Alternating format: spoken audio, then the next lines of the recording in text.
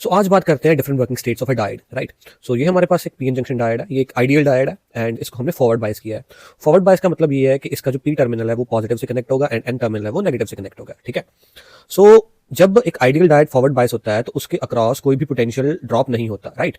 सो ये सिंपली एक closed circuit की तरह काम करेगा एंड इजीली इसमें से करंट फ्लो करेगा without any loss of potential, ठीक है। सेकंड जो हमारे पास है वो है forward bias of a non ideal diode. So non ideal diode में हमारे पास बैरियर पोटेंशियल गिवन रहता है, ठीक है। So that barrier potential is 0.7 volt. So अगर आपकी अप्लाइड वोल्टेज बैरियर पोटेंशियल से ज्यादा है, ठीक है, तो इस डायोड के अक्रॉस 0.7 वोल्ट मतलब बैरियर पोटेंशियल के बराबर का जो पोटेंशियल ड्रॉप होगा, ठीक है। फिर आता है हमारे पास forward bias of a non ideal diode, ठीक है। ये इसकी दूसरी कंडीशन है।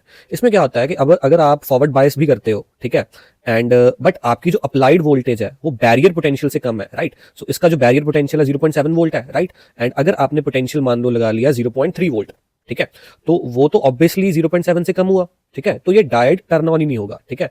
एंड इसी वजह से इसमें से कोई भी करंट फ्लो नहीं कर सकता, ओके। एंड लास्ट जो वर्किंग स्टेट है वो है हमारे पास reverse biasing.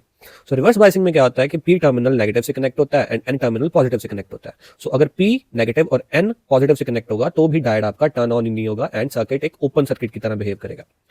So let's see इसके बेसिस पर एक क्वेश्चन। सो ये क्वेश्चन में हमें कह रहा है कि find current I in the circuit, ठीक है। तो यहाँ हमारे पास एक रेजिस्टर है, एक पोटेंशियल जो हमारे पास डायोड है उसका पोटेंशियल बैरियर 0.3 वोल्ट गिवन है एंड एक एक्सटर्नल बैटरी लगाई हुई है 3 वोल्ट की, ठीक है। आप देख सकते हो कि इसका पॉजिटिव टर्मिनल इसके पी से कनेक्टेड है, ठीक है, एंड नेगेटिव टर्मिनल एन से कनेक्टेड है। सो ऑब्वियसली ये फॉरवर्ड बायस है।